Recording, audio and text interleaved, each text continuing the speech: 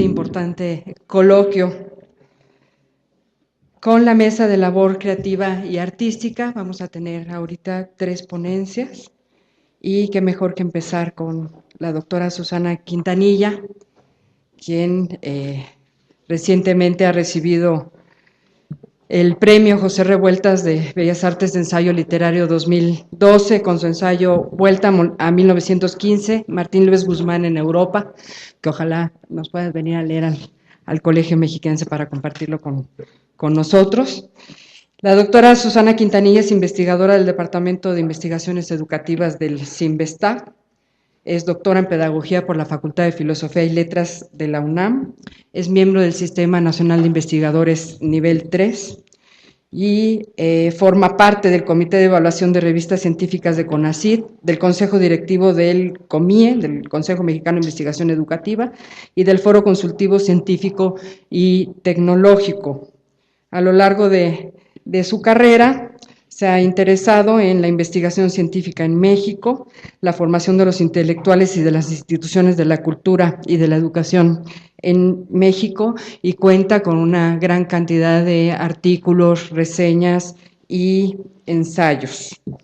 Tiene una muy vasta producción, nada más mencionaré algunos de sus libros. Recordar hacia el mañana, de 2002, creación y primeros años del CINVESTAB, 1960-1970. En el 2006, Manuel Bravo Jiménez, Testimonio de una vida. En el 2008, Nosotros, la Juventud del Ateneo de México, publicado por Tusquets.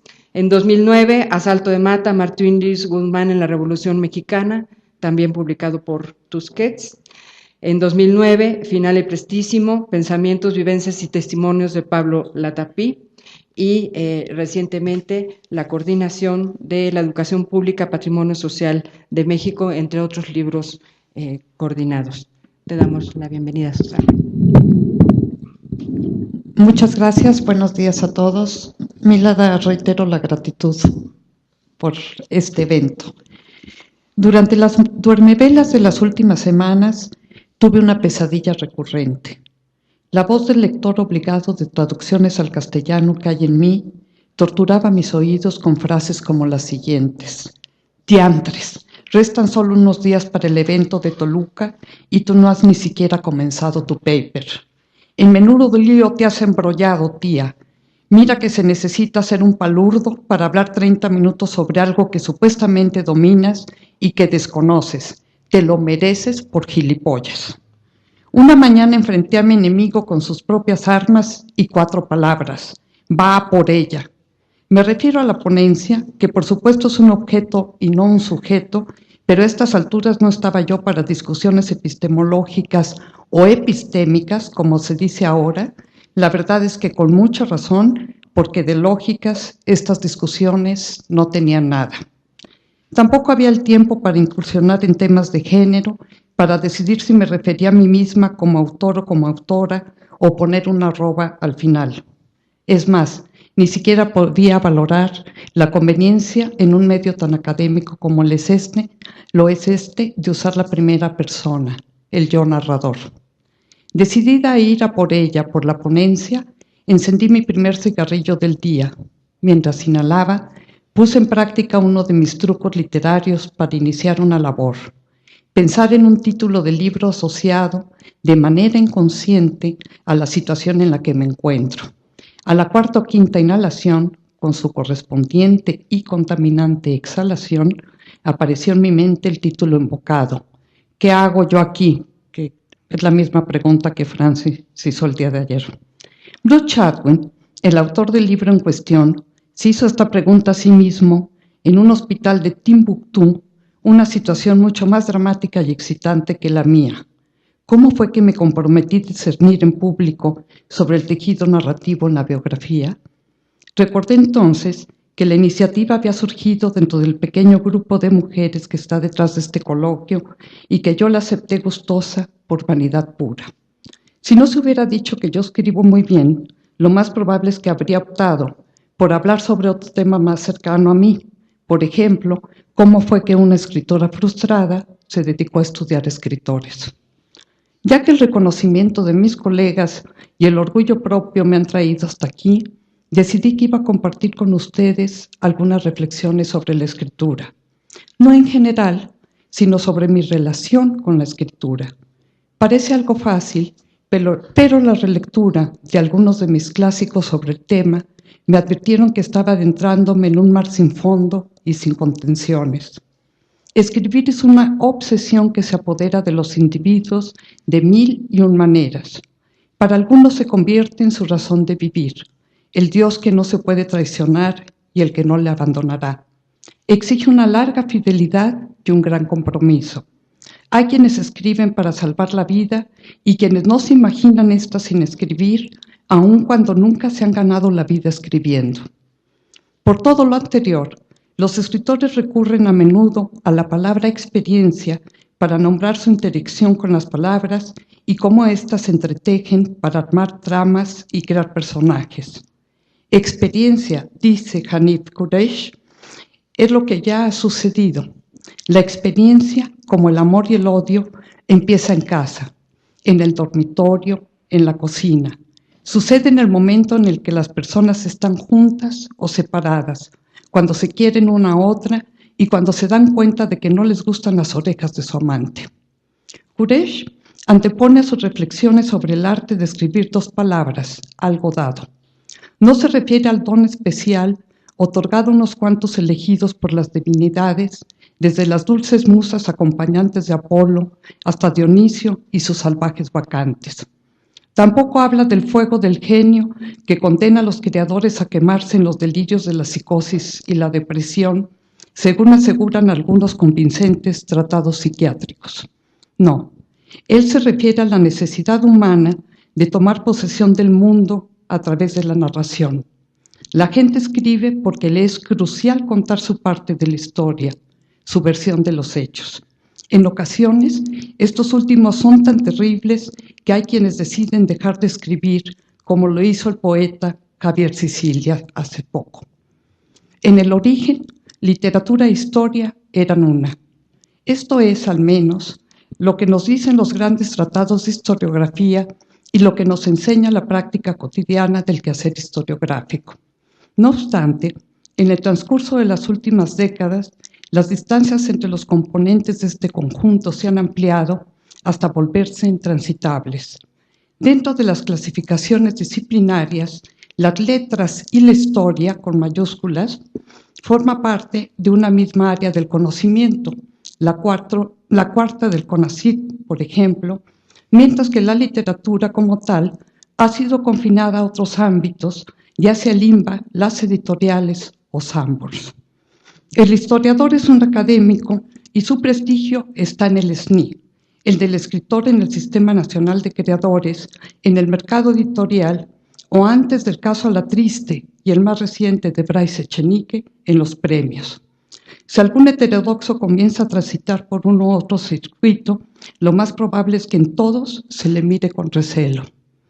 Quienes aprendimos el oficio de escribir en el tablero de serpientes y escaleras del sistema de evaluación, tuvimos que desarrollar instinto y habilidades para reconocer los distintos géneros del mercado de productos académicos.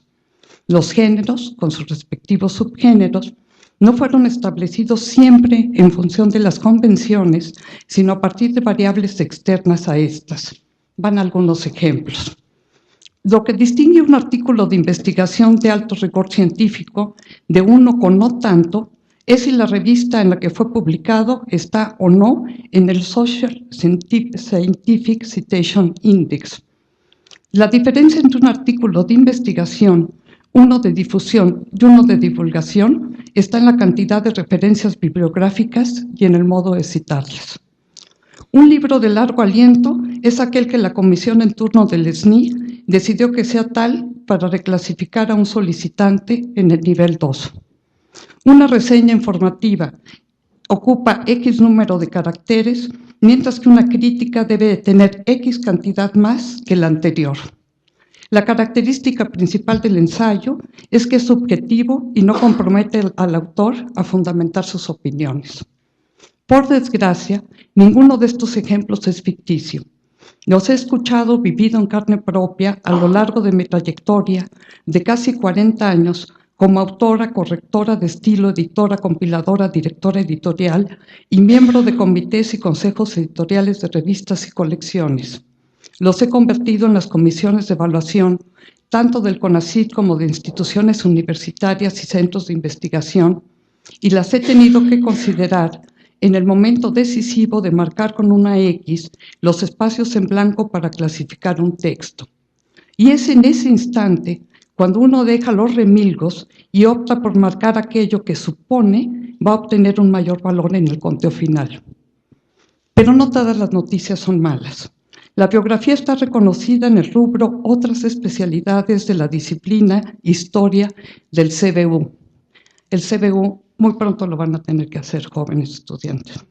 Igualmente, el género biográfico está incluido dentro del menú de opciones para el registro de tipos de texto de algunos índices y hay revistas científicas dedicadas exclusivamente a este género. Si se buscan, serán encontrados departamentos universitarios especializados en estudios biográficos e incluso asociaciones internacionales con congresos, idem y todo. El entusiasmo reciente por la biografía dentro de la academia se asocia con el hartazgo a arbitrariedades como las mencionadas anteriormente y también al reverso. Se asocia con la búsqueda de formas de expresión que reunifiquen lo que nunca debió haber sido separado, la historia y la literatura. Yendo un poco más allá y con ánimo de seguir estocando al toro, agrego que el redescubrimiento de la biografía es una manera, entre muchas otras, de reanimar a la historia tras décadas de asfixia mediante cualquiera de las variantes inventadas para acabar con el arte de narrar, ya sean marxistas, deconstructiva, posmoderna, discursiva o psicosocial. Contrariamente a lo que se auguraba, la biografía no solo no murió dentro del ámbito académico, sino que muestra signos de rejuvenecimiento. ¿Cómo iba a morir si es el género más sutil y más flexible de la historiografía? Se ocupa de la exploración consciente de las vidas de los hombres, mujeres, jóvenes y niños en sociedad. Incluso cuando está mediado por interrogantes de otro orden, ve la vida de los demás como algo de lo que vale la pena hablar. Interroga al investigador sobre su propia existencia y devuelve al lector a la complicación y multiplicidad de ésta. Es, a la vez, lo más particular y lo más universal. Esta última frase parece sacada de un manual de método científico, pero no es así. Si se lee a Chekhov, o si se lee al viejo Chekhov bajo la guía de Sergio Pitol, se entenderá que los acontecimientos más profundos y que más afectan suceden en lo cotidiano, en aquello en lo que no nos fijamos. Pero Chekhov es Chekhov y nosotros somos nosotros, académicos en busca de nuevos objetos de estudio y de expresión, de diálogo y de público. Encontramos lo primero en algunos individuos, mientras que ensayamos día con día ese extraño acto llamado escribir. Nos llamamos a nosotros mismos biógrafos, aunque no marquemos a la biografía como nuestra especialidad. Veamos en la biografía el puente idóneo para acercarnos a la literatura y al así llamado público en general. Y en este panorama de promesas e ilusiones, de pronto descubrimos, a veces con impotencia y otras con incredulidad, que no sabemos cómo escribir, que nadie nos ha enseñado a hacerlo y que ninguno de los cientos de libros mostrados en la sección Escribir de las grandes librerías contiene las recetas para lograr nuestros propósitos. Menos aún las encontramos en los infinitos artículos, antologías y libros con disertaciones teóricas sobre el tema. ¿Es esto una invitación a la renuncia? No lo es, entre otros motivos, porque sería una automutilación. Es un exhorto a la moderación respecto de las demandas que le hagamos a la biografía. Finalmente, esta no es culpable de las debilidades humanas y el reconocimiento de la existencia de convenciones en la escritura. Y es que, como lo dijo Alfonso Reyes, el más experimental de los polígrafos mexicanos, sin convenciones resulta imposible escribir. La invención de un nuevo género implica el dominio de los ya existentes y el reconocimiento de que si nuestros antepasados determinaron algo, no fue por ocio o incapacidad. Por cierto, Reyes ensayó el género biográfico y fue uno de los compiladores del único libro que me atrevo a recomendar, así, sin más, El arte de la biografía. Ya que entré al tema de las convenciones, y aquí me definí a favor de estas, ¿y qué me definí a favor de estas? Conviene decir que Paula Backscheider, una de las más afamadas biógrafas contemporáneas y autora de una erudita y divertida guía práctica para hacer biografías, describió a los académicos como seres pobremente preparados para escribir biografía. No solo carecemos de los recursos y de las habilidades para ello, sino que hemos sido condicionados para responder negativamente a las dosis de pasión, dramatismo, ficción y técnicas literarias esenciales a este género. Para un académico, ser acusado de maquillar los hechos o de seleccionar evidencia constituye uno de los más serios cargos y lo pone en una situación vulnerable ante la cual no puede aducir argumentos estéticos. De entre las cientos de referencias utilizadas por ella para sus reflexiones sobre la biografía, solo una es de corte académico. Antes de su selección final, ella había descartado centenas de estudios sociológicos y de crítica literaria que usan la vida de las personas para enriquecer la comprensión ya sea de sus obras o de sus acciones. De acuerdo con sus criterios, prácticamente toda la producción académica que enuncia los procesos a estudiar y luego agrega el caso de fulanito de tal, o pone el nombre del fulanito y después un subtítulo de media portada, estarían descalificados. Sin embargo, acepta que esta producción resulta útil en la elaboración de libros para ser leídos. Ya, qué generosa es ella. Los límites entre uno y otro compartimiento no son claros ni intransitables. La oposición entre el elemento pasión propio de la biografía literaria frente al de mesura de la académica es simple y llanamente una quimera. He visto a colegas más que apasionados, obsesionados por su biografiado, y escritores profesionales hartos y distantes del personaje cuya biografía les fue encomendada por un editor voraz o por un familiar convencido de que su abuelo, su padre, fue todo un prócer nacional. Tampoco convence el argumento de que mientras la biografía periodística y la académica están apegadas al hecho y a la verdad, la literaria lo está al estilo. Basta con citar la primera frase de El periodista y el asesino, calificado por la crítica como uno de los mejores tratados sobre periodismo en lengua inglesa, para acabar con esta distinción. Cito: todo periodista que no sea tan estúpido o engreído como para no ver la realidad, sabe que lo que hace es moralmente indefendible. Poco antes de realizar su reportaje sobre el juicio entre un convicto por haber asesinado a su esposa e hijas y un periodista que fingió estar del lado del asesino para obtener más información del caso, Janet Malcolm había sido demandada por el protagonista de uno de sus libros anteriores, un psicoanalista joven que había perdido su puesto de custodio de los documentos y las cartas de Freud por haber opinado sobre la heterodoxia del método psicoanalítico original en el diagnóstico y el tratamiento de la histeria femenina. Si bien la demanda no prosperó, Malcolm fue objeto de sospechas, intrigas y acusaciones públicas. Sin duda esto influyó para que incluyeran El periodista y el asesino un epílogo veladamente autobiográfico sobre las dificultades de escribir una historia que satisfaga al autor, atraiga a los posibles lectores y responda a la verdad. Comenzó por lo elemental, marcar las diferencias entre las obras de ficción y las que no lo son, aunque reconociendo las transgresiones posibles entre unas y otras. Los autores de las primeras gozan de privilegios prohibidos a los de otros géneros, como mezclar personajes ficticios con históricos o matar a su protagonista en un capítulo y páginas más adelante mandarlo a Israel para recuperarse del infarto que supuestamente lo había matado. Así lo hizo Philip Roth en Las vidas de Zuckerman, sin que nadie pudiera reprochárselo de mandarlo por ello. Y tenemos muchos otros casos más. Raymond Chandler mató a Philip Roth y luego lo tuvo que revivir porque lo extrañaba mucho y lo extrañaban mucho mal sus lectores. El escritor de novelas es dueño de su propia casa, concluye Malcolm, mientras que el de obras no ficticias es solo un inquilino que debe atenerse a las condiciones de su contrato. Se limita a tratar acontecimientos que realmente ocurrieron y a personas que realmente vivieron, pero no puede embellecer la verdad de los sucesos ni de los personajes.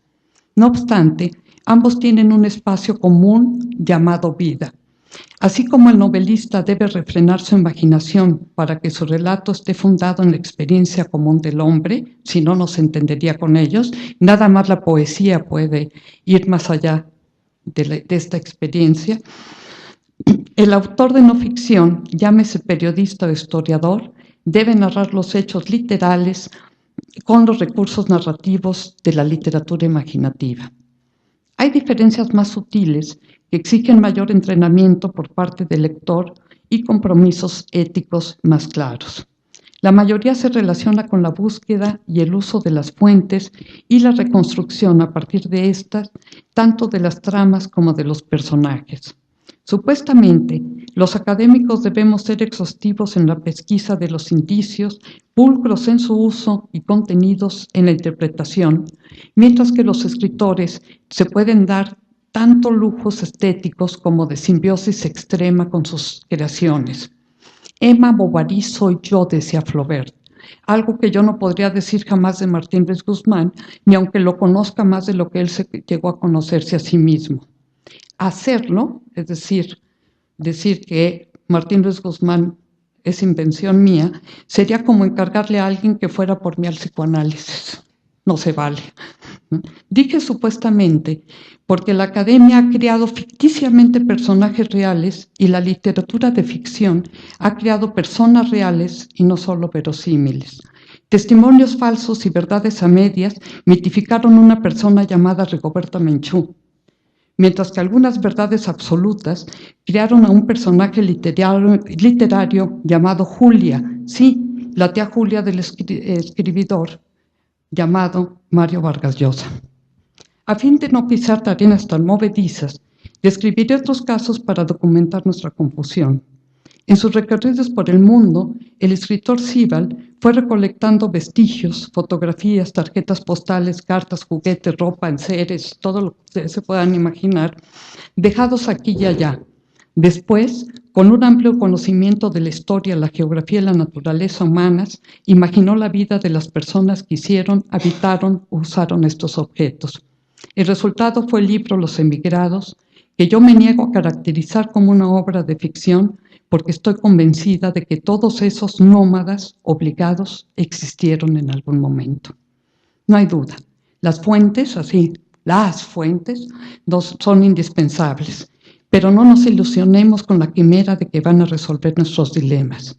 Si así fuera, cada vez que ocurriera un descubrimiento de nuevas fuentes o la apertura de otras, cambiaría el significado de los hechos o la esencial de nuestros biografiados, lo que, por cierto, casi nunca ocurre.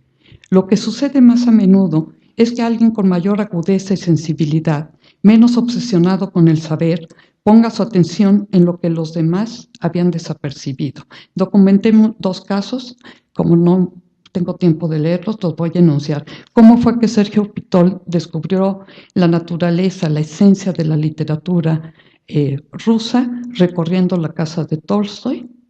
Y cómo fue que yo, Susana Quintanilla, descubrí cierto rasgo humano y de simpatía en Simone de Beauvoir cuando leí las cartas entre ella y su amante norteamericano.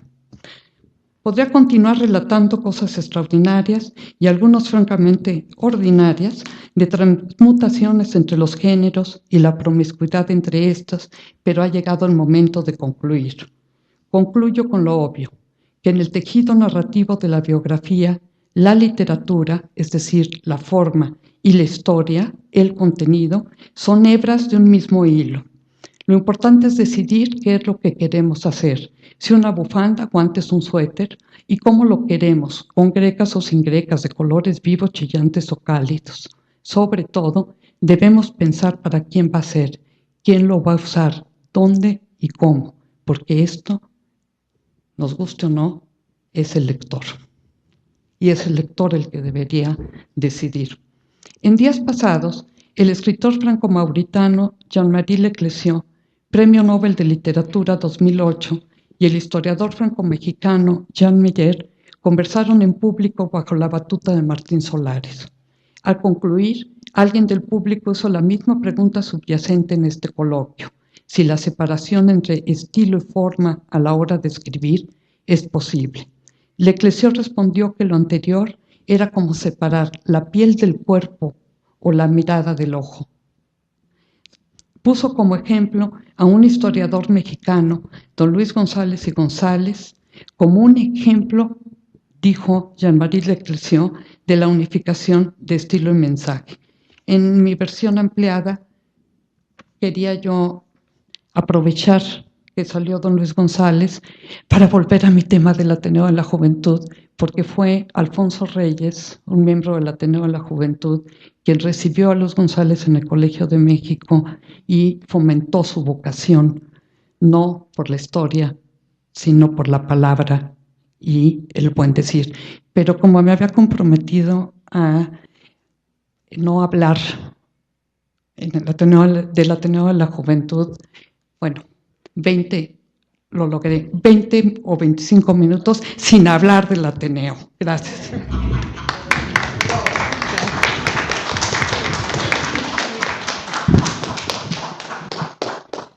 Gracias, Susana. Ahora tengo el gusto de presentar a la doctora Daniela Spencer.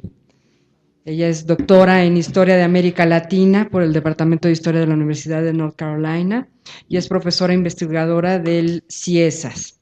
Ella es investigadora nacional nivel 3 y entre algunas de sus publicaciones les podemos comentar: Unidad a toda costa, la tercera internacional en México durante la presidencia de Lázaro Cárdenas, editado por CIESAS en 2007.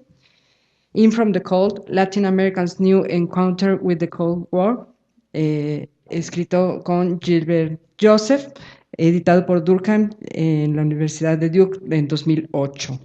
Los primeros tropiezos de la Internacional Comunista en México, editado por CIESAS en 2009 y traducido al inglés por la Universidad de Alabama en 2011, y actualmente está trabajando sobre Vicente Lombardo Toledano, su vida y su tiempo. La doctora Spencer nos va a presentar la ponencia Intriga y suspenso en el andamiaje biográfico. Gracias.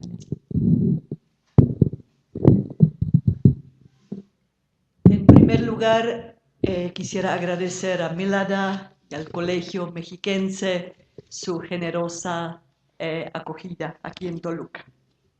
Debería empezar mi ponencia haciendo aquí una encuesta de quién sabe quién fue Vicente Lombardo Toledano. Seguramente me sorprendería de que la mitad, el 40%, no lo sé, no lo voy a hacer, pero asumo que no son todos. De manera que voy a empezar con una brevísima semblanza de Vicente Lombardo Toledano. Nació en 1894 y murió en 1968 y lo considero un personaje emblemático del siglo XX mexicano.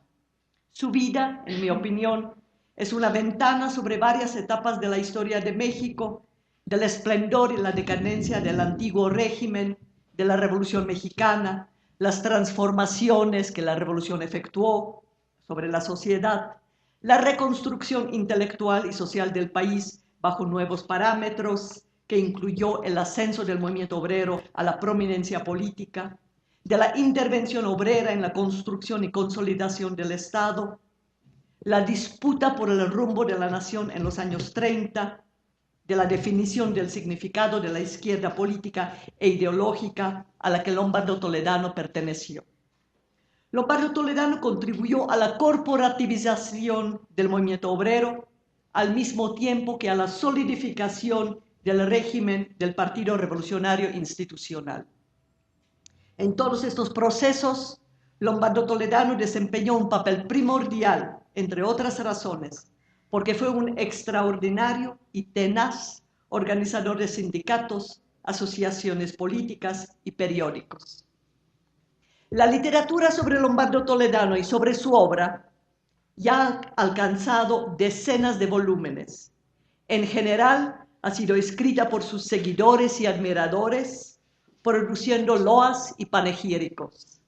Hasta ahora no se ha escrito una biografía crítica de Lombardo Toledano que integrara su vida cotidiana y sus ideas a su trayectoria política, nacional e internacional. En este coloquio estamos examinando la biografía desde diferentes ángulos. El mío asume que la biografía de Lombardo Toledano es una ventana sobre el siglo XX, mexicano, latinoamericano y parcialmente mundial. Esto puede parecer presuntuoso, pero no lo es, porque el género de biografía permite restringir el ángulo con el que uno se acerca al tema y hacer manejable la investigación, el análisis y la exposición, aunque temo que mi libro tendrá no menos de 600 páginas. El tiempo de la biografía suele ser determinado por los años de la vida del biografiado, cuya individualidad permite enfatizar la agencia en la historia y la convergencia de los procesos históricos. La biografía tiene la capacidad de enfocar distintos campos historiográficos y unirlos de una manera que otros enfoques no logran. Tiene el potencial de penetrar la vida interior del individuo, la subjetividad en relación con los actos públicos del personaje. En cambio, la biografía no puede arrojar luz sobre procesos de larga duración y transformación en la historia. Dicho ello, para mí, la biografía es un método historiográfico y no un fin. Estoy lejos de terminar la biografía de Lombardo Toledano.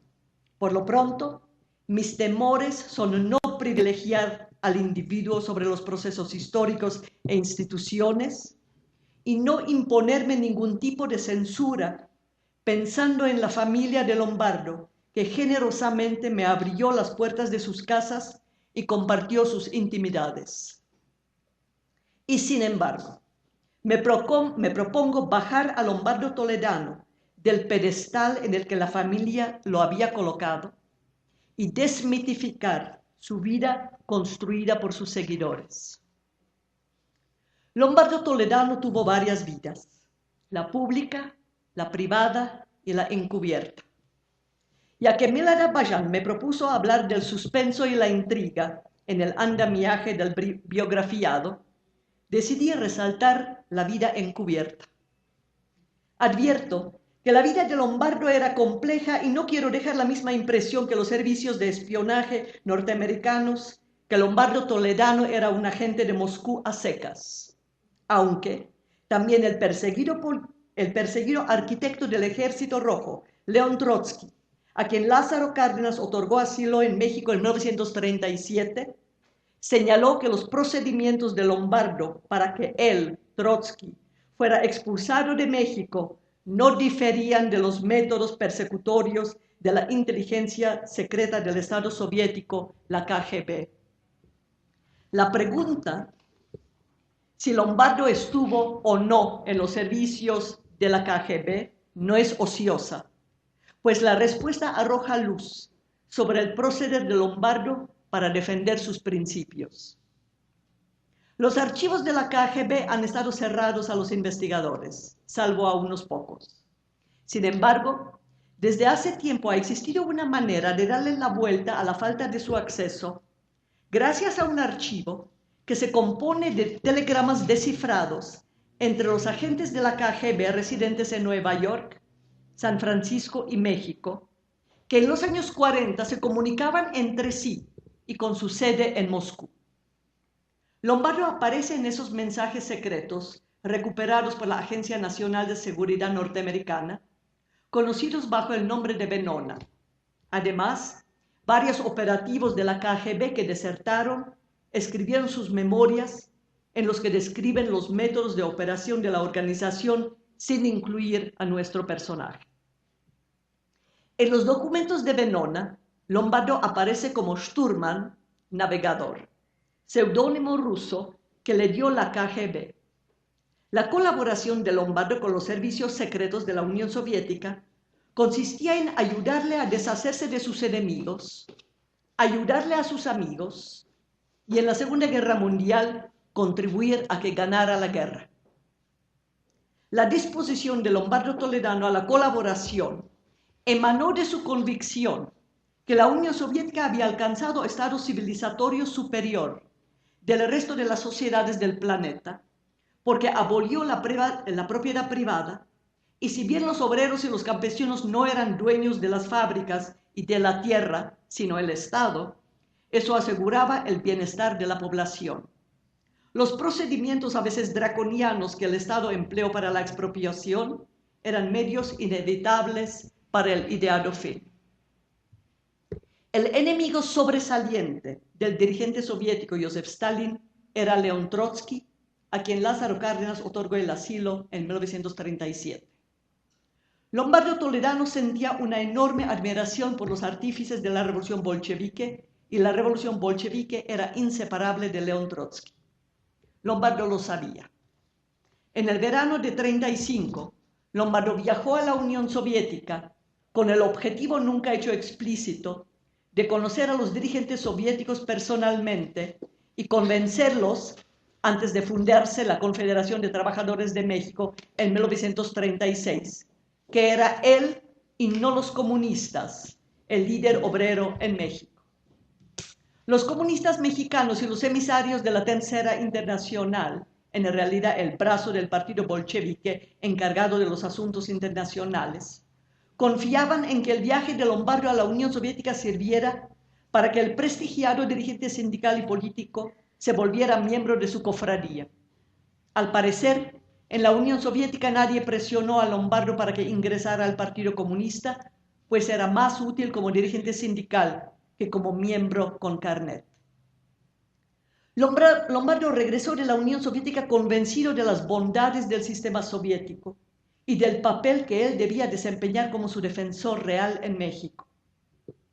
Parte de esa defensa requería denigrar a León Trotsky durante los años de su exilio en México entre 1937 y 1940, sin que importara que con la calumnia Lombardo contradecía los principios de asilo que él mismo promovería en casos de los comunistas judíos, los españoles republicanos y los revolucionarios o políticos progresistas latinoamericanos. A diferencia de Cárdenas, que no entendía la coincidencia ideológica con el otorgante como condición para otorgar el asilo, Lombardo defendía a los que pensaban como él.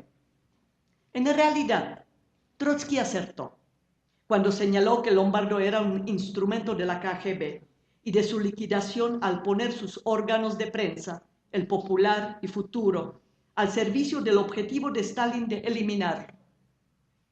Para Toledano, dice Trotsky, no es ningún secreto que la GPU, el nombre anterior de la KGB, aspira a mi aniquilamiento físico.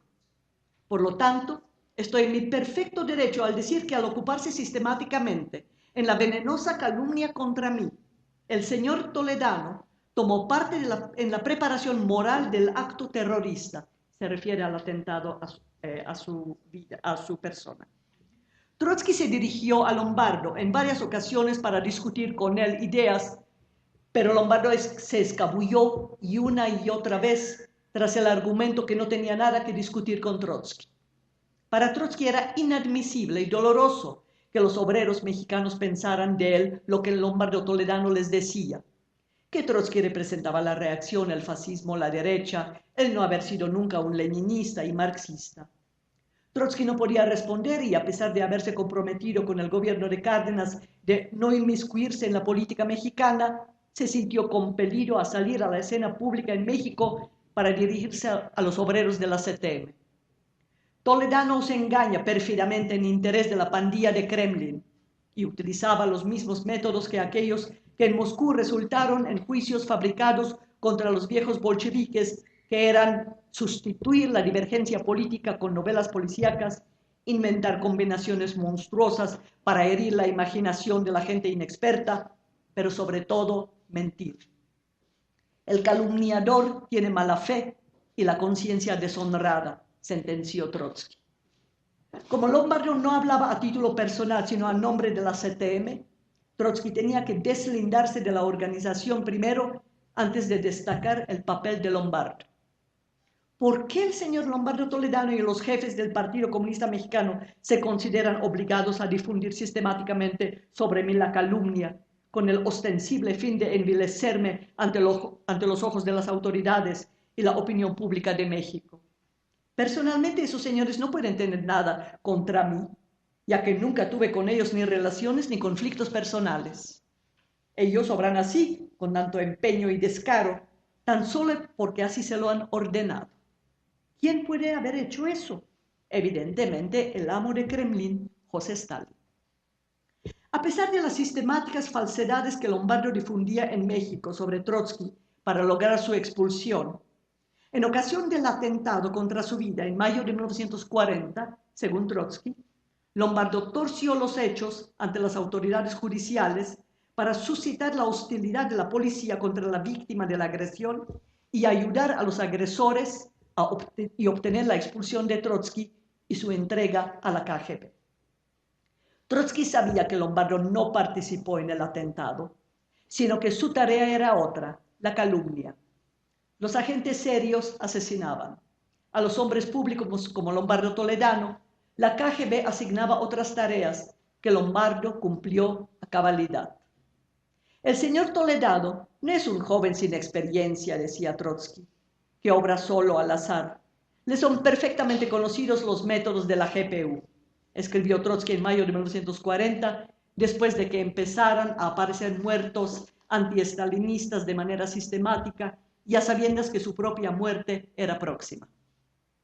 Era cierto que desprestigiar a Trotsky como el enemigo de todo aquello que era la esencia de la vida del bolchevique ruso, Lombardo recurría a artimañas discursivas inverosímiles y utilizó a la CTM como la voz colectiva detrás de la cual él se escondía.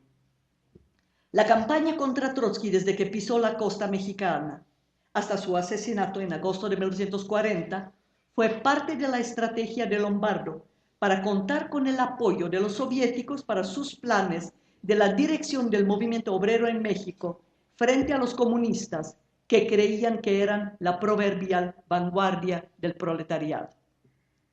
En su primera declaración contra el asilo de Trotsky en México, Lombardo hizo alarde de no pertenecer al Partido Comunista, lo cual era cierto, pero mintió al afirmar que actuaba con independencia de criterio.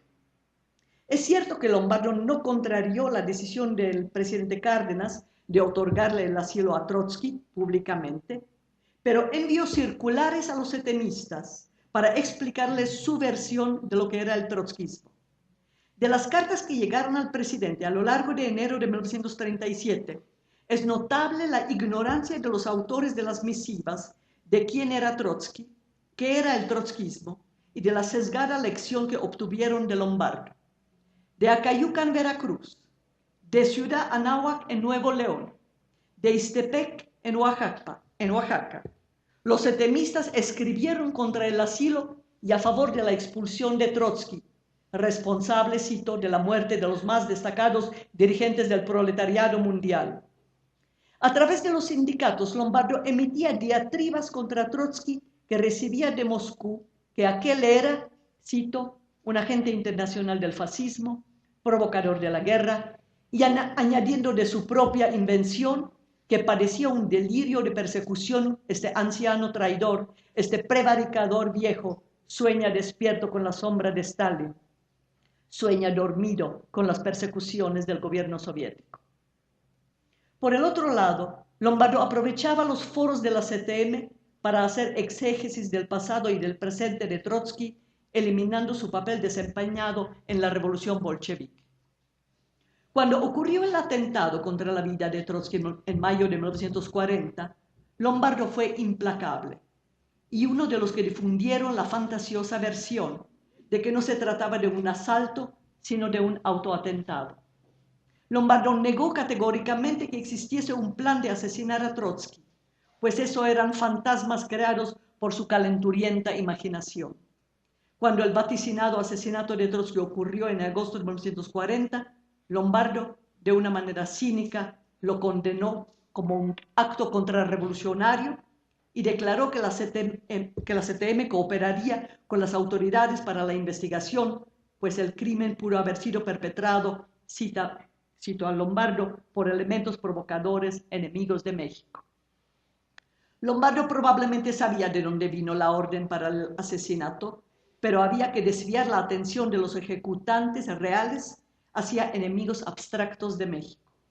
Después de la muerte de Trotsky, Lombardo dejó de interesarse por la persona y se dedicó a desmentir su teoría de la revolución permanente y defender la revolución en un solo país, la Unión Soviética. Lombardo Toledano no era ajeno al plan de la liquidación de Trotsky, intelectual y políticamente, aunque no participó en la liquidación física del exiliado. Sin embargo, después del asesinato intervino para que tanto David Alfaro Siqueiros, quien había encabezado el atentado contra la vida de Trotsky, como el asesino, Ramón Mercader, fueran exonerados de sus culpas. Intervino ante el presidente Manuel Ávila Camacho para ayudarle a Siqueiros a regresar a México del exilio al que se sometió para evitar la cárcel y trató de sacar al asesino de Trotsky, Ramón Mercader, de la prisión. ¿Era Lombardo Toledano un agente de la KGB, como señaló Trotsky y luego la historiografía? En noviembre de 1942, Catherine, conocida mejor como Kitty Harris, una agente de la KGB, fue escogida por sus superiores para ponerse en contacto con Sturman, Lombardo Toledano. Su tarea era convencer a Lombardo para que colaborara con la KGB. El objetivo en ese momento era sacar a Mercader de la prisión, así como conseguir pasaportes mexicanos para legalizar a los agentes secretos que carecían de documentos fidedignos para poder viajar. Lombardo Toledano ayudó a Kitty a encontrar un lugar para vivir y a conseguir pasaportes para una pareja de agentes que vivía en México en la ilegalidad. La relación no daba los frutos esperados y los superiores de Kitty temían que ella se enamoró de Lombardo y que en lugar de extraer información que se le pedía, se dedicaba a proporcionarle información que le interesaba a él sobre la Unión Soviética. La KGB cayó en la cuenta que Lombardo Toledano no estaba hecho para el trabajo clandestino, pues Lombardo prefería las relaciones públicas con el embajador soviético Alexander Umansky hasta que éste pereció en un accidente aéreo en enero de 1945. Eso no obstante, cuando la KGB necesitaba que uno de sus agentes fuera nombrado corresponsal del periódico El Popular en África, Lombardo accedió. Así como Lombardo era implacable con los enemigos, era generoso con los amigos de la Unión Soviética. Además de conseguirles visas a los comunistas, judíos o no, para escapar del calvario nazi en Europa, Lombardo acogió en la Universidad Obrera y en el periódico El Popular a personas como Vittorio Vidali, el italiano involucrado en el asesinato de antiestalinistas durante la Guerra Civil Española, y al periodista checo Otto Katz, ambos agentes de la KGB. Los dos escribían para El Popular, que servía de pantalla para su actividad de inteligencia y propaganda antifascista que en los años 40 equivalía a la defensa de la Unión Soviética y a la exaltación del heroísmo del Ejército Rojo en la guerra contra el nazismo. En las disputas que los exiliados comunistas trasladaron de los campos de batalla e ideológicos de España y de los campos de concentración europeos a México, divididos de manera infranqueable entre estalinistas y antiestalinistas, Lombardo participó con ayuda material y propaganda del lado de los primeros, con la misma vehemencia que lo había hecho en el caso de Trotsky contra los segundos. En 1955, Lombardo Toledano declaró: sí, es cierto que yo he sido un maniobrero toda mi vida, lo confieso. Un maniobrero en el sentido de hombre que hace maniobras y además un maniobrero empedernido porque las voy a seguir haciendo hasta que yo me muera. Lombardo Toledano defendía y enaltecía a la Unión Soviética, no solo porque se identificaba con su sistema, sino porque creía que el fortalecimiento de la Unión Soviética vigorizaba su propio proyecto de un México popular, nacionalista, antiimperialista y eventualmente socialista, a la cabeza del cual debía estar una élite pensante que él representaba. Así como los dirigentes soviéticos necesitaban a una persona como Lombardo para hacer avanzar su proyecto de hegemonía mundial, Lombardo necesitaba la anuencia de los soviéticos para que fuera él, y no los comunistas, quien recibiera el apoyo político para su proyecto de control sindical en México y en América Latina. Con una actitud mendaz, Lombardo Toledano trató a León Trotsky como una ficha en el tablero del ajedrez que el mexicano jugaba para proseguir sus objetivos y posicionar su proyecto y a sí mismo como su personificación en un entorno político nacional e internacional que durante la guerra prefiguraba en la interpretación de Lombardo el colapso del capitalismo y un nuevo amanecer. Con esta lógica, es el tema del siguiente capítulo de la biografía, la posguerra y el estallido de la Guerra Fría encontraría a Lombardo sin eficientes armas políticas. El incansable Lombardo reconvirtió sus armas a los nuevos tiempos sin que cambiara su dogmática visión del mundo.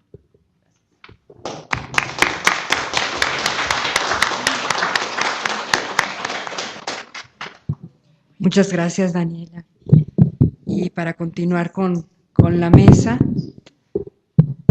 me da mucho gusto presentar a Mary Kay Vaughan, que es doctora en Historia por la Universidad de Wisconsin y ha sido profesora en la Universidad de Illinois Chicago de Maryland, ha sido profesora invitada en la Universidad de Puebla y en el Departamento de Investigaciones Educativas. Ella es editora de la revista Hispanic American Historical Review y presidente de la Conferencia en Historia Latinoamericana.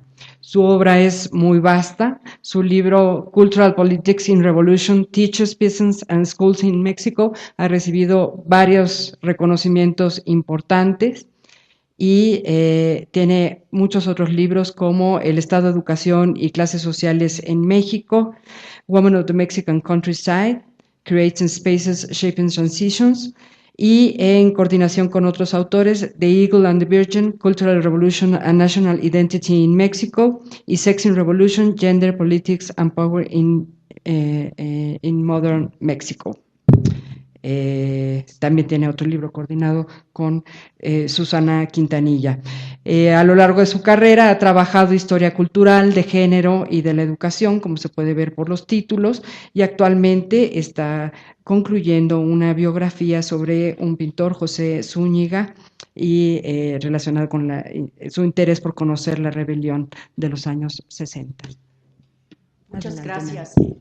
Es mejor sin esto, ¿verdad? No, porque se está grabando. Se está videograbando. Ok, ¿así? Ok, muy bien. Muchas gracias. Muchas gracias, Milada, por haber organizado el grupo y por haber organizado la conferencia. Es un gran honor estar con todos ustedes en las presentaciones tan interesantes y especialmente en este momento con mis colegas. Muchas gracias también a Alicia por coordinar esta mesa. También es un gran honor estar en una conferencia en honor de Jan Bazant, quien era para mí, o es para mí, su obra es absolutamente crítica para entender la historia moderna de México. Entonces, estoy muy contenta y honrada de estar aquí. Hemos ido de arte alta de la literatura al teatro alto del poder del mundo, y yo voy a algo mucho más modesto y humilde, pero de la misma época de que está hablando Daniela. Mi ponencia se titula El equilibrio entre el sujeto y su contexto histórico. Esta relación nos llamamos la subjetividad. La subjetividad es una condición de ser sometido al poder de las instituciones y los procesos contextuales, pero al mismo tiempo la subjetividad es la capacidad del individuo para procesar los mensajes de estas mismas instituciones y procesos históricos. El individuo hace una apropiación única y creativa de los mensajes, como dice Michel de Certeau, pero también el individuo tiene, como dice Maurice Merleau-Ponty, la capacidad de ir más allá de las estructuras creadas para crear otras. En mi libro recientemente terminado, exploro la subjetividad del pintor José Zúñiga, nacido en Oaxaca en 1937, emigrado a la Ciudad de México en 1943, preparado como radiotécnico, trabajó en RCA Víctor y se graduó de la Escuela de Pintura, Escultura y Grabado La Esmeralda en 1965. Como historiadora de la educación, exploro su vida con el propósito de entender las experiencias formativas de la juventud rebelde en la Ciudad de México en los años 60. Por supuesto, entiendo que la experiencia de un individuo no puede captar la experiencia de muchos jóvenes de distintas edades y distintas formas de rebelión en la ciudad en los años 60. Pero lo que da la biografía es, como dice Daniela, una ventana hacia procesos generales, y allá me voy. Contexto y subjetividad. Contexto y sujeto. La ventaja de la biografía como microhistoria es su revelación de procesos y prácticas que escapan a la mirada del macrohistoriador. Como dice Jacques Legault, puede recuperar o formular aspectos del pasado que han estado reprimidos o simplemente ignorados por los historiadores. Mas, como historiadores estamos acostumbrados a estudiar unas instituciones aisladas. Estudiamos escuela, estudiamos cine, radio tal vez, familia, trabajo.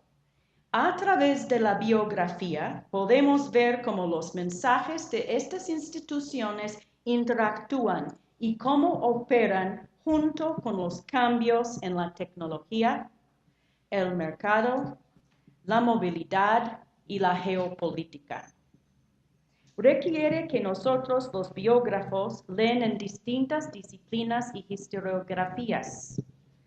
Aunque la biografía nos revela unos procesos generales normalmente no vistos o no tratados, tampoco investigamos en un vacío. No, investigamos las historiografías existentes y emergentes y las investigamos transnacionalmente y en su contexto local hoy día.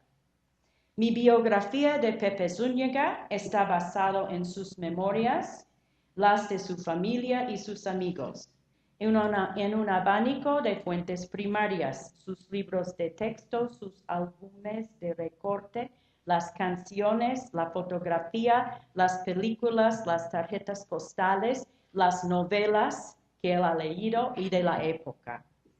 Y las fuentes secundarias de la historia mexicana de los años 40, 50 y 60, de educación, el cine, el arte, la política, la economía, los medios masivos de comunicación. De estas fuentes detecté yo 4 procesos contextuales claves en la formación de Pepe Zúñiga. 2 de estos voy a presentar hoy. Son la movilización a favor del bienestar del niño en estos años y la domesticación de la violencia masculina. En esta presentación voy a empezar como empecé en la biografía. Las experiencias relatadas a mí por Pepe y su familia, y después voy a ponerlas en lo que yo entiendo como el proceso general en el contexto histórico, y voy a ligar esto a la historiografía emergente y vigente. La familia Zúñiga llegó a la Ciudad de México pobres de Oaxaca. El padre era sastre, la madre costurera. Llegaron a vivir en un departamento chiquito y oscuro en una vecindad en la colonia Guerrero, en este tiempo con fama de ser bravo y pobre. Aún en medio de una escasez material, promovían el acceso, los padres, de sus niños a las instituciones y mensajes a favor del bienestar de los niños. Una de las primeras experiencias de su infancia que Pepe me relata es escuchar las canciones de Cricri por el radio XCW. Él cantaba a los niños mexicanos de una manera juguetona y convincente de los valores de la escuela, el trabajo, el cariño y respeto filiales y la libertad. La libertad a jugar, a imaginar, a aventurar. Él escuchaba estas canciones en el KCW junto con otros programas dirigidos hacia los niños, Nick Carter Detective, El Doctor IQ y otros. Pepe me habló mucho de los matinés de cine que disfrutaba cada domingo después de la misa. En estos, los niños constituyeron un público poderoso de interacción entre ellos y con la pantalla, siguiendo la persecución del héroe con el ruido de sus zapatos, gritándole instrucciones, narrando a voz alta a lo que iba a pasar y en otras películas sollozando y llorando cuando se maltrataba a un niño en una película o cuando un niño tenía que sufrir la muerte de un padre querido. En los matinés, notó Pepe, los niños veían muchas películas hechas para niños. Es la primera vez que tenemos películas para niños en los años, finales de los años 30. Las aventuras de Flash Gordon, Tarzán y sobre todo Walt Disney. La mayoría de las películas enfatizaban el cariño de los padres hacia los niños y condenaba la ausencia de este cariño. Pepe me relató con entusiasmo por su escuela primaria porque lo estimulaba a encontrar y desarrollar sus dones particulares, en su caso el don de dibujar. Se veía como parte de una movilización de los niños mexicanos para el progreso, el bienestar y la libertad que tiene que realizarse a través de la aplicación individual. También notó cómo su experiencia escolar se volvió amarga cuando los maestros no tenían una combinación de disciplina y cariño. El castigo corporal estaba mal visto. Pepe relata cómo su madre aseguraba el cuidado de los médicos y los dentistas del barrio, los nutría con la emulsión Scott y les dio bastante leche a precios subsidiados por el gobierno. Pepe habló de sus ganas de recibir unos patines de metal. Nunca lo recibió, pero esto no quitaba sus deseos. Él y su hermano eran consumidores frustrados pero incipientes. Entrevisté a su hermano Jesús, quien me dijo cómo practicaba la natación y el boxeo para superar lo que él pensaba era su herencia violenta por parte de la familia de su madre. Me hablaron del placer de jugar en los parques de Chapultepec y Desierto de los Leones, donde los padres los llevaran en los fines de semana. Entonces, todas estas experiencias de distintas instituciones, no únicamente el Estado, sino también los medios masivos de comunicación, el mercado, la iglesia, parecen haber estado aliados en una época en lo que yo llego a ver como una movilización, una campaña a favor del bienestar del niño. Mi observación coincidió con 2 tesis de doctorado que estaba leyendo cuando estaba pensando todo esto. Uno de Nicole Sanders sobre programas del gobierno, programas filantrópicas de católicas y el UNICEF para las madres y los niños pobres en los años 40 y 50. Y otro de Eileen Ford sobre distintos mensajes hacia la niñez en la época, Walt Disney, Cricri y los programas de la iglesia para los niños. Después me encontré con la historiografía emergente de los congresos panamericanos del niño, iniciados durante la Primera Guerra Mundial y repetidos muchas veces en las siguientes décadas. Y también me ayudó la obra de Anne Bloom sobre cambios en la política de adopción de niños en la Ciudad de México, donde se va de un sistema en que el niño adoptado es para servir como trabajador en la casa a adopción en favor de formar familias afectivas. Pero tal vez la más importante era la historiografía proliferante sobre la niñez producido por investigadores mexicanos. Beatriz Alcubierre, Tania Carreño, Alberto del Castillo Troncoso, Susana Sosensky, Claudia Augustoni y una norteamericana aliada con ellas y ellos, Elena Jackson Albarrán. Poco de esta investigación trata del periodo post-40, con la excepción de un artículo fascinante de Sosensky sobre el mercado de juguetes fabricados y vendidos en los nuevos tiendas de departamento como Sears. Fascinante. Y también la obra de Claudia Augustoni sobre higiene y salud pública. Y, por supuesto, beneficié de los pocos estudios de educación para la época post-40, los de Alicia, de Valentina Torres Septien y Cecilia Graves. Entonces, llego a poner la niñez de Pepe Zúñiga adentro del contexto de esta movilización, no únicamente para el bienestar del niño, sino también a favor de sus derechos. No podemos olvidar que es la época de las Naciones Unidas y una de las más importantes para las Naciones Unidas es el concepto de los derechos de los niños. Es una movilización didáctica orquestada por el Estado y las instituciones privadas. Aun cuando la política social se enfocaba en el trabajador, hubo consideración especial a sus niños. Los nuevos proyectos multifamiliares en la Ciudad de México crearon espacios especiales para el deporte, el juego, el ejercicio del cuerpo infantil. El Instituto de Seguro Social protegía la salud de todos los niños de sus miembros, naturales y legítimos, es decir, todos los niños, una mamá, pero todos los niños. No quiero sugerir que esta movilización benefició a todos los niños mexicanos de una manera igual, por supuesto, no. Pero sí puedo identificar los procesos, ¿okay? Y también, en esta instancia, un niño afectado por estos procesos, ¿okay? La campaña a favor de la niñez se puede relacionar con otro proceso general, la domesticación de la violencia masculina. Y ustedes van a decir, ¿cómo? Puede ser. Y yo otra vez voy a ir de experiencias personales a unos procesos generales que puedo identificar. ¿Okay? ¿Qué es lo que yo vi de mis investigaciones, de lo que los hombres de la familia me dicen?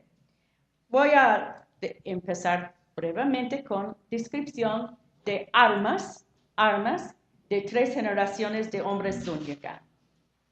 El abuelo, José Zúñiga Heredia, nació en 1885 y su arma es su cuchillo. Este cuchillo sirve a él como zapatero en su trabajo y también para pelear.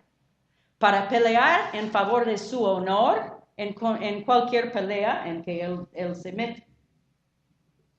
Esto, dice Pablo Picato, es la arma principal de las clases pobres en la época del Porfiriato. Está con uso de esto en una sociedad en la cual las leyes formales están débilmente implementadas, el Estado no tiene un monopolio sobre la violencia y los lazos entre los sujetos están débiles. Lazos de familia, bien, lazos de gremio, bien, pero lazos generales entre los ciudadanos de empatía todavía muy débiles. Este señor mató al menos a 2 hombres en 2 peleas y no sabemos de los otros. Tampoco tiene un sentido de responsabilidad familiar. En las palabras de su nieto Chucho, este tipo de hombre plantaba la semilla y levantaba el vuelo. Tuvo 5 hijos con Petrona Pérez en Oaxaca, después la abandonó para disfrutar la vida en otra parte y crear otras familias. Su hijo, nacido en 1914, José Zúñiga Pérez, padre de Pepe, tiene como su arma un par de tijeras. que usaba en su oficio de sastre para producir un producto fino y bello para el mercado de la Ciudad de México y para sostener a su familia como su patriarca. La arma de su hijo Pepe Zúñiga es su pincel, con el cual pinta una sexualidad erótica y cariñosa que es neutral en términos de género. El hombre no se casa, su forma de familia es bien distinta, todavía mantiene ciertas actitudes patriarcales, pero muy debilitadas. Distinto del abuelo, el padre de Pepe, el padre, nacido en 14, era un hombre de familia. Tenía su taller en su hogar y la familia entera escuchaba los programas de radio que promovían la formación familiar cariñosa y respetuosa y los que exploraban los sentimientos íntimos de los hombres y las mujeres enamorados y abandonados, como el programa de consejos de la doctora Corazón. Al contrario del abuelo, el padre sentía las ligas de empatía con la sociedad alrededor de él. El cine le había dado un sentido de participar en la marcha hacia el progreso y la paz a través del trabajo consistente de cada uno. Aunque tenía este padre solamente 3 años de la primaria, José Zúñiga, padre de Pepe, era un conocedor del cine, un maestro y estudiante de exquisita sensibilidad y percepción. Especialmente porque había crecido bajo el cine mudo, él entendía el afectivo despliegue de la cámara para destacar la plasticidad estética y atlética, la emoción y la sutil sexualidad del cuerpo y del rostro humano. Podía explicar a su hijo, es que él enseñó a su hijo a ver el cine. Él podía explicar a su niño los efectos especiales utilizados para provocar sentimientos de terror, excitación, alegría y tristeza. El cine, tratado por los estudiantes de cinema como un género femenino, formó a estos dos hombres. El padre y el hijo opinaron distintamente sobre los íconos del cine mexicano. El padre prefirió el arrogante y aristócrata Jorge Negrete. Pepe prefirió a Pedro Infante, cuate común y corriente, con su corazón abierta hacia las mujeres y sobre todo hacia los niños. Contexto general. Desde finales del siglo XIX, los psicólogos mexicanos, sociólogos, criminólogos, higienistas, trabajadores sociales, activistas católicas, periodistas, educadores, expresaban su preocupación acerca de lo que ellos consideraban como una masculinidad de la clase baja propensa a la violencia social, política y familiar, a la irresponsabilidad, el alcoholismo y las enfermedades de transmisión sexual. Sabemos de esto de la investigación de Pablo Picato y Rob Buffington sobre crimen, criminología, Catherine Bliss sobre prostitución y enfermedades venéreas, y muchas otras investigaciones sobre higiene y salud pública. Pero los historiadores no han notado lo siguiente. Es mi hipótesis. Desde 1938, cuando buena parte del mundo entró en un intenso y devastador periodo de guerra, México comenzó un prolongado periodo de desmilitarización, paz social y crecimiento económico. En 1946, el PRI abolió su sector militar. Los abiertos y violentos conflictos con la Iglesia sobre religión y también de clase se fueron calmando.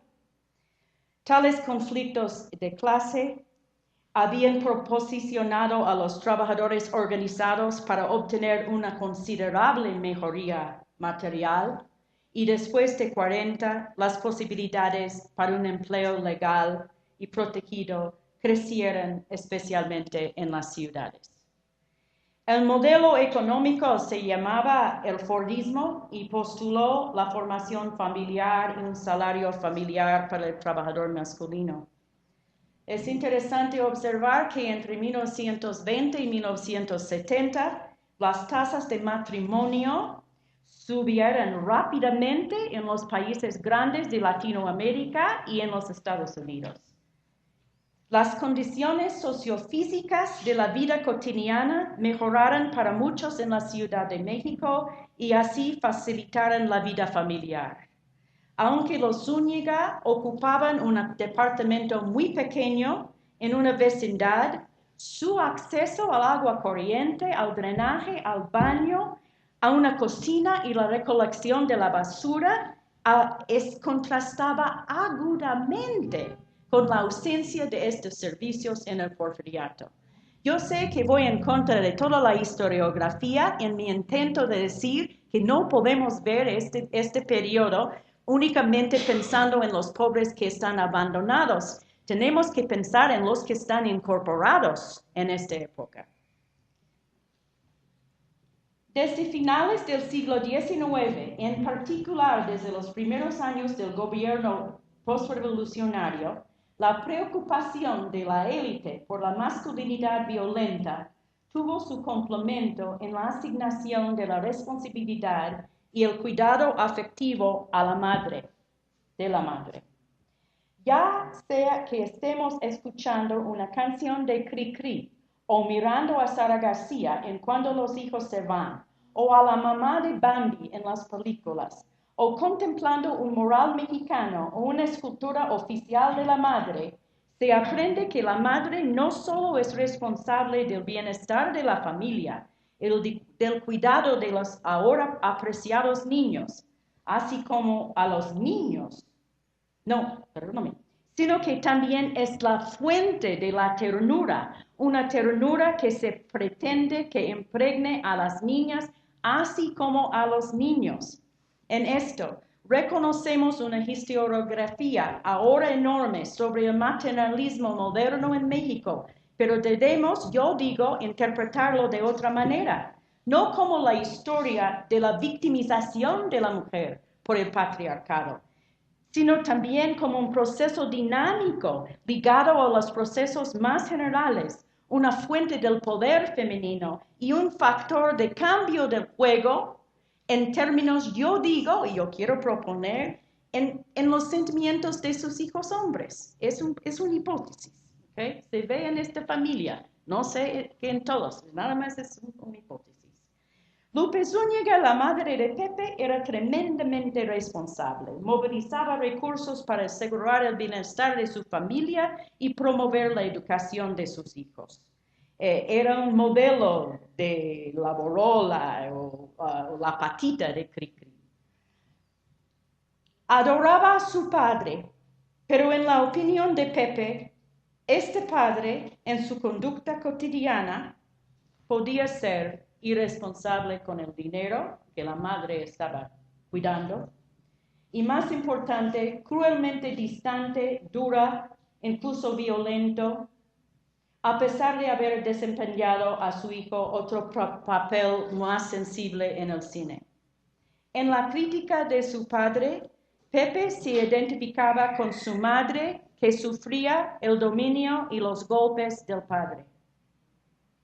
Y simpatizaba también con las mujeres y los niños maltratados que había visto en el cine. Contra lo que él percibía como los elementos negativos en el carácter de su padre, se rebeló como adolescente y adulto joven, identificándose, tal como lo hicieron muchos de sus amigos, con el icónico James Dean, el adolescente rebelde, incomprendido, desdichado emocionalmente, en búsqueda del amor, el reconocimiento y su propia voz. En los años 50, Hollywood introdujo a la pantalla la adolescencia atrapada en la turbulencia afectiva, luchando por expresar sus sentimientos internos y resolviendo sus conflictos en una solidaridad mutua tierna. En verdad, la ternura la palabra que Gustavo Sáenz escoge para despertar emocional y sometimiento de un salvaje héroe delincuente de la época, el compadre Lobo, parece un sentimiento que estaba surgiendo entre la juventud en la Ciudad de México a finales de los años 50. Entonces, a través de la investigación de una vida, puedo integrar una diversidad de historiografías en distintas áreas de disciplinas y puedo ver cómo se interactúan en la vida de una persona y puedo detectar también procesos transnacionales que están localmente apropiados por las instituciones y más específicamente por el sujeto en su encuentro con ellos. Un sujeto contextualizado en su tiempo, su espacio nacional y local, en su ciudad y en su familia. Muchas gracias.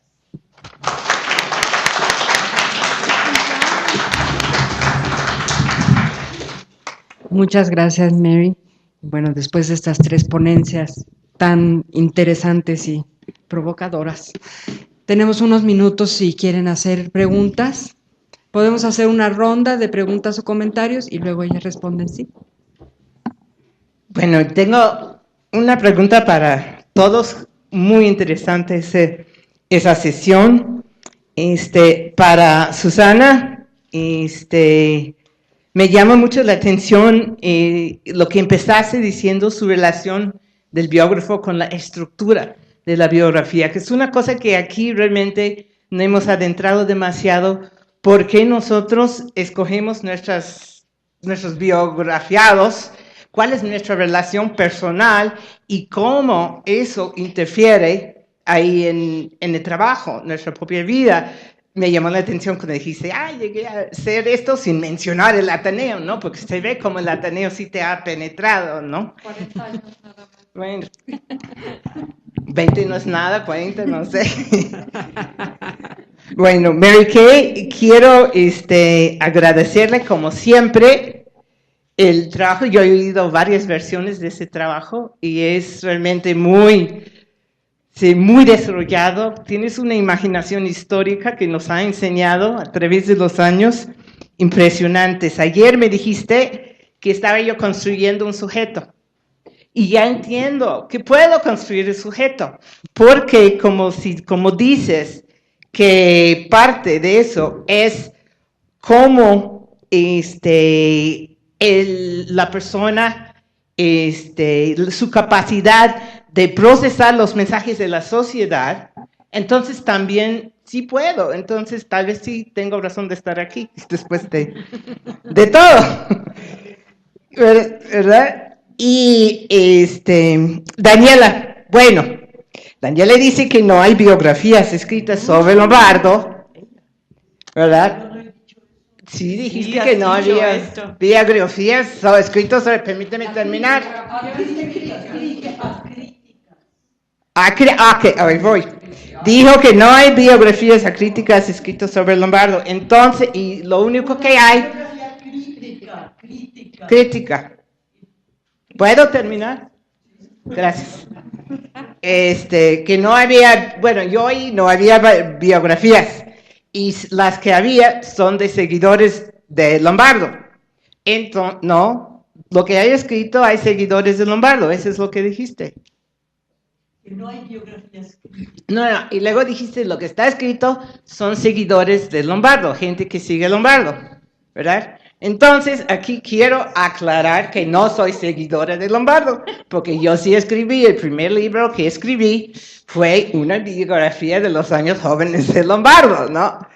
Y esto viene a la pregunta tengo aquí 2 puntos. Esto viene a la pregunta que hice a Susana, ¿no?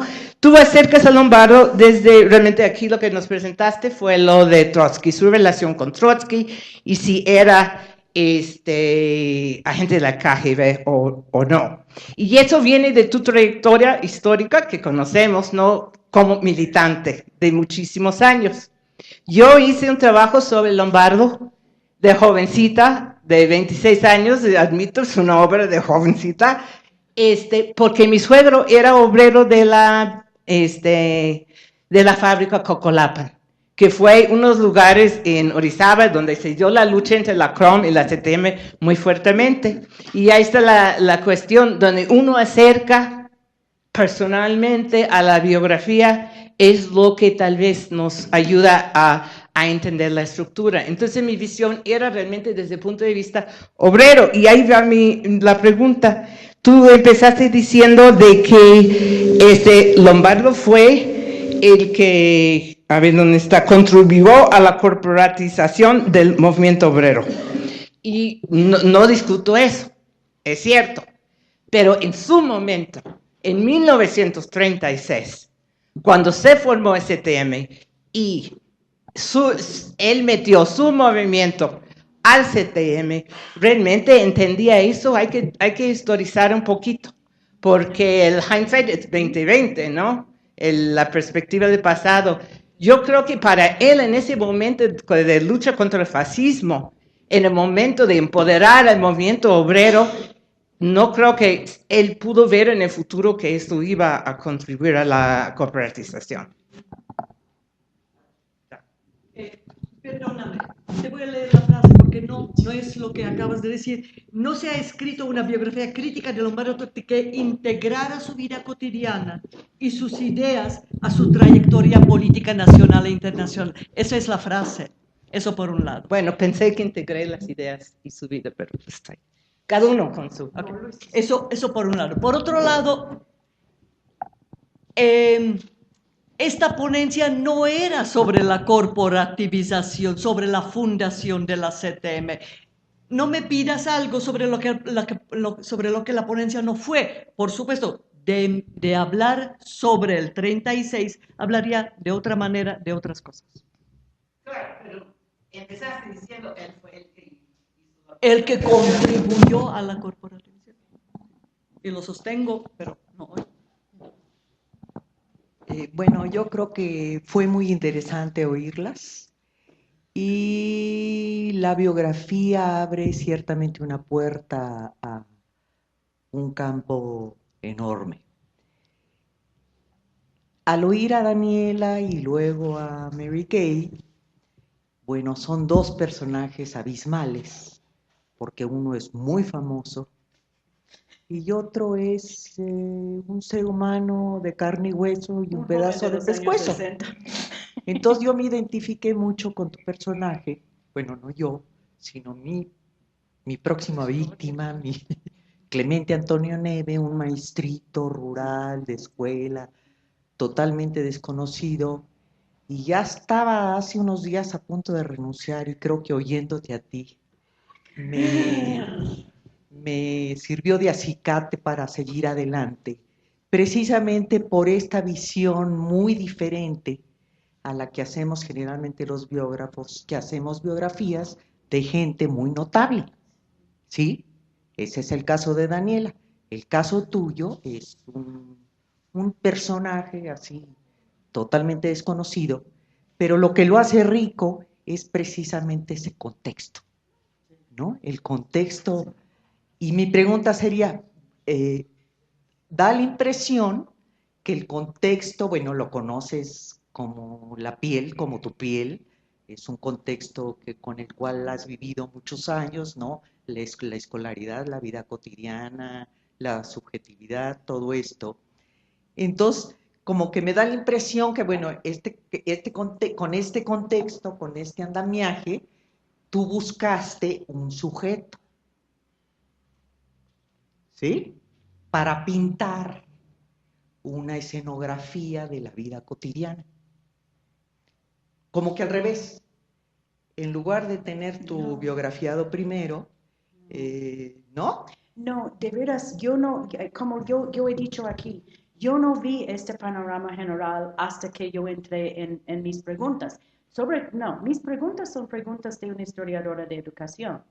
Es que yo sé cómo preguntar sobre la escuela y es fácil ir a radio o cine con mis preguntas. Entonces estoy buscando, pero no vi. Yo estaba todavía con la impresión de de los hijos de Sánchez, de Oscar Luis, viendo únicamente la pobreza y la violencia del barrio de Tepito.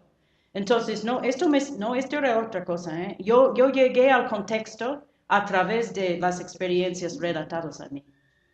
Y también un punto más en relación a la pregunta primero de Franci. La juventud de Pepe, la niñez de Pepe es mi niñez. Es decir, que esto es algo internacional de la época. Y yo vengo de otra clase social, de otro país, hablo otro idioma, pero es fuertísimo la identificación y tal vez un poco demasiado, tal vez. Y yo trato esto en mi introducción porque el libro no trata de mí, el libro es de Pepe Zúñiga. Entonces, no puedo hacerlo de otra manera. Pero no, yo llegué al contexto a través de las experiencias. Y cambiemos mi posición sobre mi noción de México post-40. Antes de otra pregunta, le quiero dar la palabra a Susana. Sí. Perdón, ayer decía Valentina que por lo general uno no busca los sujetos, sino que los sujetos llegan a uno. Pero también hay que reconocer que los caminos son muy diversos y que los encuentros no siempre se producen. ¿Sí? Y creo que mi encuentro con el Ateneo de la Juventud era muy improbable en el contexto de lo que era el ambiente universitario de los años 70, del inicio de los años 70, porque para los universitarios de aquella época, los miembros del Ateneo de la Juventud eran prácticamente nuestros enemigos ideológicos por principio, ¿sí? Se les reclamaba a Vasconcelos este último periodo de catolicismo militante, a Martín Luis Guzmán su defensa a ultranza del 68, particularmente del 2 de octubre, y formó parte de una generación relativamente cultivada, pero renuente a buscar un acercamiento con lo que ahora podemos reconocer a nuestros clásicos. ¿Cuál fue el punto de vínculo? Yo creo que en mi caso, José Joaquín Blanco, se llamaba Vasconcelos, que fue una extraordinaria recuperación de Vasconcelos, por lo menos del Vasconcelos joven, y la dedicatoria además que hacía José Joaquín, que era para Carlos Monsiváis. Entonces era como una bendición intergeneracional a Vasconcelos. Si José Joaquín Blanco, que fue el primer escritor que se declaró homosexual en un periódico, y uno lo leía como cronista extraordinario de sus noches en el VIPS, recuperaba a Vasconcelos y además se lo dedicaba a Carlos Monsiváis, pues uno empieza a decir quién es ese tal, se llamaba Vasconcelos. Y así llegué yo al Ateneo de la Juventud y aquí sigo metida en el Ateneo de la Juventud. Y quiero decir que estos encuentros se dan. Ayer me gustó mucho, Rodrigo, que tú dijeras que tu encuentro con la biografía fue la lectura de la biografía hecha por Martín Luis Guzmán de Mina, ¿sí? Y me conmovió mucho porque don Luis González y González, a quien la Eclesió le concede públicamente el haberle enseñado esta relación entre el lenguaje y el contenido, dice que él inició su vocación por la historia cuando se leía El águila y la serpiente de Martín Luis Guzmán en voz alta en la sala de su casa. Gracias. Sí, los encuentros se producen sobre todo a través de la lectura. Hay otras dos intervenciones muy brevemente.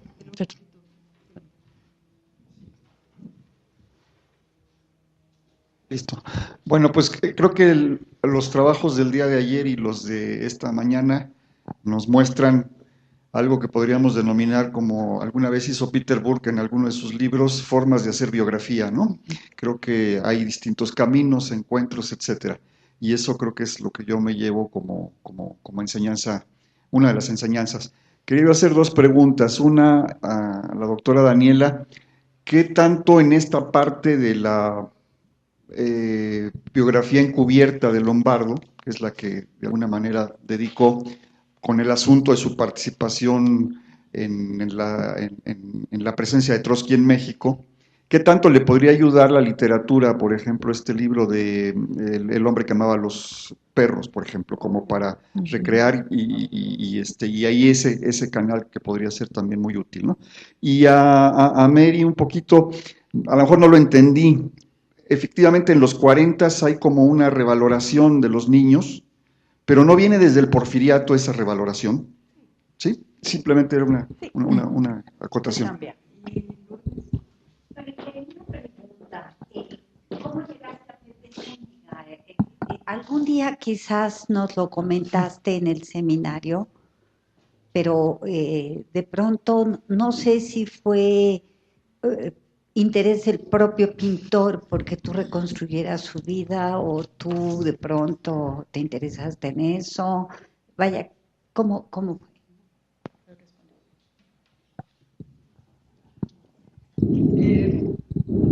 Nomás para la información de otros que no conocen la novela del cubano Padura, El hombre que amaba a los perros.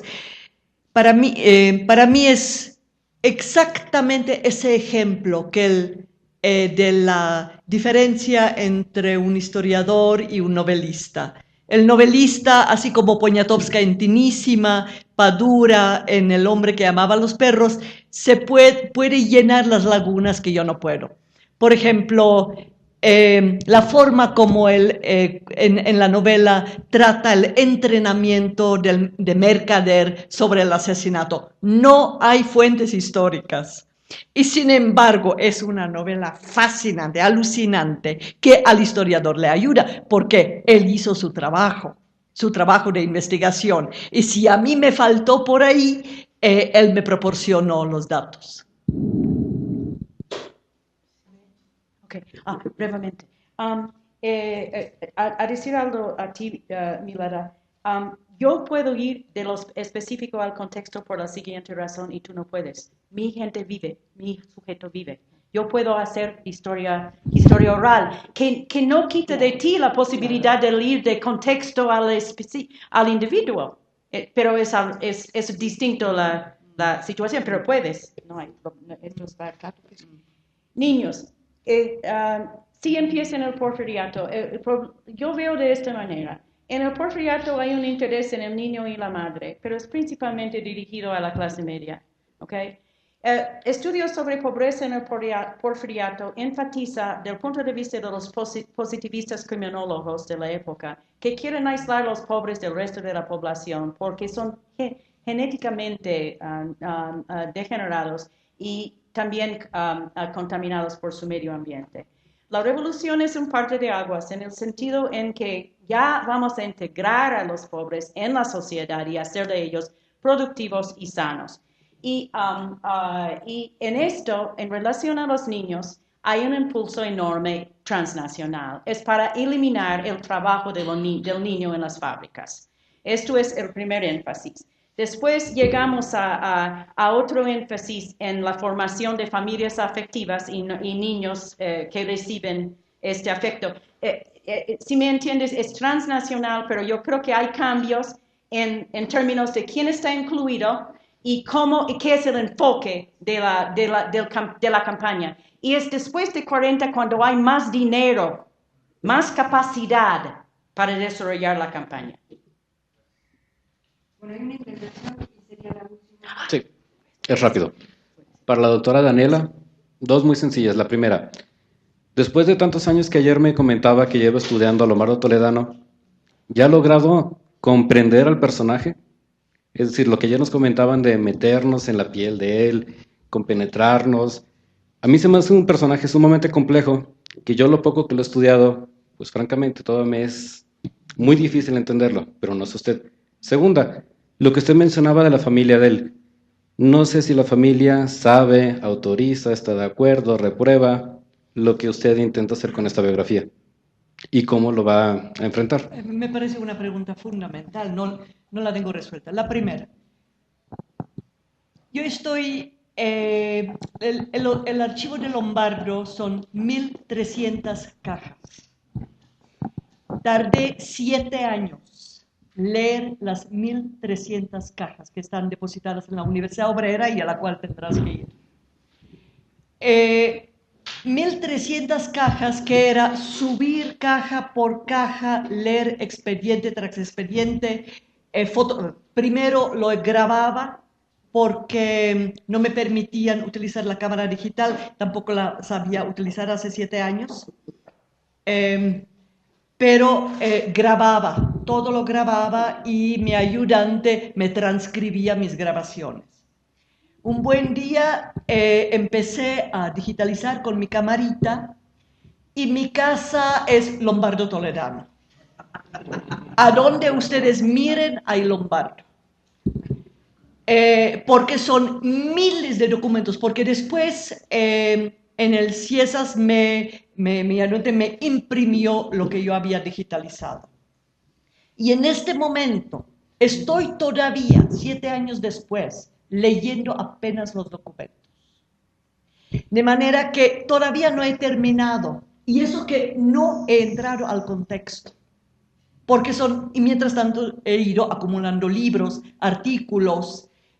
Lo que acabas de presentar es un ejemplo, con muerto o no, de cómo uno debe ligar lo individual con el contexto. Yo creo que nos dice una lección maravillosa. Y no, la respuesta es no. No lo comprendo. No lo comprendo tanto así que hay muchas cosas de las cuales todavía no me atrevo a hablar, porque sé que no las entiendo. La familia. La familia hoy en día es una hija, la que está a cargo de la publicación de la obra de Lombardo, varios nietos, un bisnieto y sobrinos y sobrinas. Entrevisté a todos y tanto como lo aman, lo odian. Y yo decidí que, como ya lo mencioné en Tepoztlán, el archivo no me da para hacer una biografía con todo y sentimientos. Entonces, mi último capítulo se va a llamar Mito e Historia. Y ahí voy a empezar con las entrevistas. Y con las entrevistas voy a empezar con las nietas.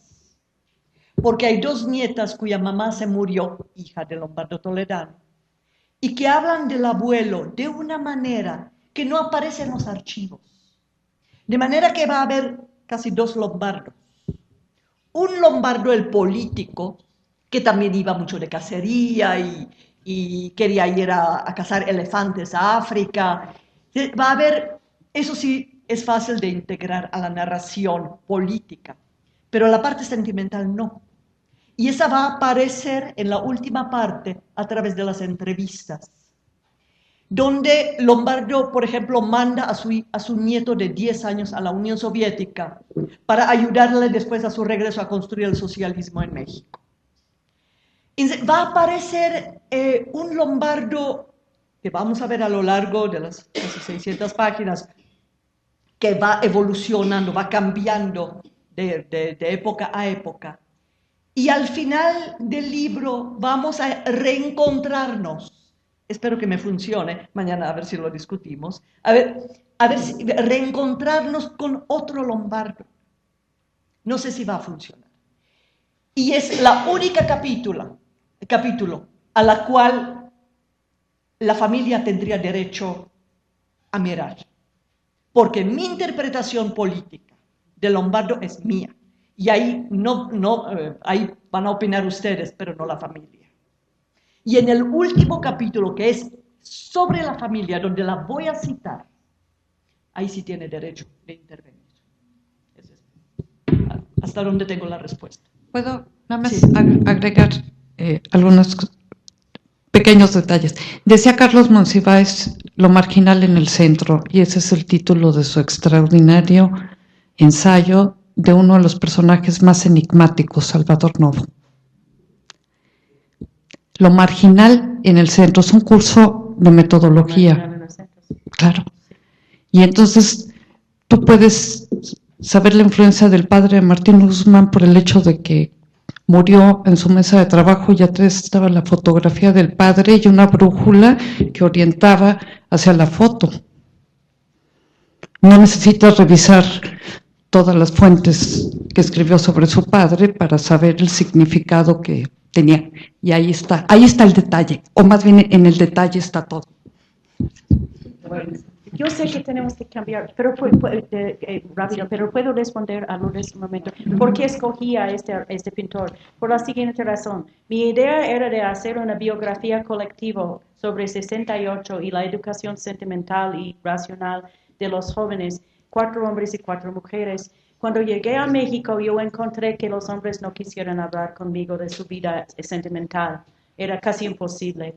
Y yo tenía que tenerlo, porque yo estaba intentando entender las diferencias entre 68 para mí como norteamericana y 68 aquí para mis amigos mexicanos. Y 2 cosas me han llamado la atención de las diferencias. Uno es que México es un país mucho más autoritario que los Estados Unidos. Y el segundo es que es un país también de una cultura de fiesta, de alegría y eroticismo mucho más fuerte del calvinismo de mi país. Entonces, eran 2 cosas que yo quise explorar, pero los hombres no quisieron hablar conmigo. Entonces, Pepe Zúñiga sí era un amigo y él sí quiso hablar conmigo. Y él me ha hablado de cine, pudo acordar cada película que ha visto. Estaba muy abierto en relación a su vida familiar, a su misma vida emocional.